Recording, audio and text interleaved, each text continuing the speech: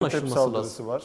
Hakkari'de yayılan çatışmalar, bir cephe savaşı var. Antep Evet. saldırısı arkasına geldi. Ondan sonra bu BDP-PKK karşılaşması. Hepsinin üzerine çıkan sonuçta dokunulmazlıklar BDP'liler için ya da tırnak içinde terör suçlarına karışanlar için kaldırılsın. Nasıl değerlendiriyorsunuz tartışmayı? AK Parti henüz tavrını resmi olarak netleştirmiş değil. Nasıl olur tavrı? Vallahi bakın, bizim şu anda blok milletvekillerinin hiçbirinin dokunulmazlığı falan yok. Biz öyle dokunulmazlık sevdalısı, dokunulmazlıkların arkasına sığınan milletvekilleri falan da değiliz. Parlamentoya girdiğimiz günden bu yana biz sadece halkın sevgisi, halkın bize yönelik saygısı ve halkın bizim etrafımızda ördüğü destekle kendimizi koruyoruz. Başka kimse bizi korumuyor. Yani parlamentonun dokunulmazlığı hiçbir yerde bizi korumadı.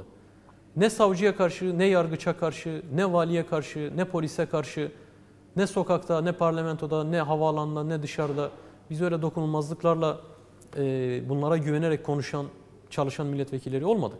Zaten kimse de fiilen bu dokunulmazlıkları aslında tanımadı. Biliyorsunuz, zorla getirme kararları, yargılamaların sürdürülmesi meseleleri, 6 milletvekilimiz zaten içeride tutuklu. Şimdi böyle bir tablo içerisinde kimse dokunulmazlıklarla falan bizi tehdit edemez.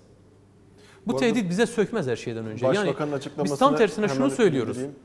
Kısa bir araya girmek istiyorum. Başbakan bir açıklama yapmış az önce. Onları milletvekili olarak görmüyoruz şeklinde bir ifadesi var. Herhalde bu dokunulmazlık tartışmalarının üzerine bir katkı olarak. Biz şunu söylüyoruz. Dokunulmazlıkları kaldırmak mı istiyorsunuz? Gelin hep beraber bütün milletvekillerinin dokunulmazlıklarını kaldıralım. Sizin hırsızlıklarınız, yolsuzluklarınız, sizin bugüne kadar yaptığınız sahtekarlıklar, bunların fezlekeleri orada duruyor. Bizim de fezleke sayımız 600'ü geçti. Toplam milletvekillerimizin. Bunların her biriyle ilgili biz hesap verebilecek durumdayız. Yeter ki adil bir yargı olsun. Yeter ki AKP'nin yargısı olmasın. Biz yargı önünde, adil bir yargı önünde hesap vermekten kaçmayız. Fakat hani mahkemelerin tutumu, tavrı ortada. Hukukun, kanunun ayaklar altına alındığı bir ortamda biz buna rağmen asla ama asla yargılanmaktan korkmayız, çekinmeyiz diyoruz. Peki dokunulmazlık meselesinde bütün dokunulmazlıkları kaldıralım diyebiliyorlar mı? Hayır. Sadece birkaç BDP'li milletvekilini, işte özellikle ifade özgürlüğünü, konuşma özgürlüğünü kullanan vekilleri bir şekilde yargının önüne yem olarak parçalansın diye, kamuoyu tatmin olsun diye atmak üzere tartışılan bir dokunulmazlık meselesi var. Yoksa dokunulmazlık kalkacaksa hepimizinki kalksın. Bütün parlamenterlerin dokunulmazlıkları kalksın.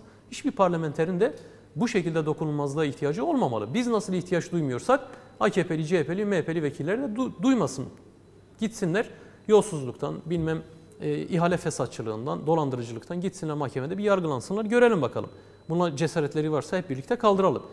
Şimdi Başbakanın bizi nasıl tanımladığı meselesi inanın ki zerre kadar bizi bağlamaz.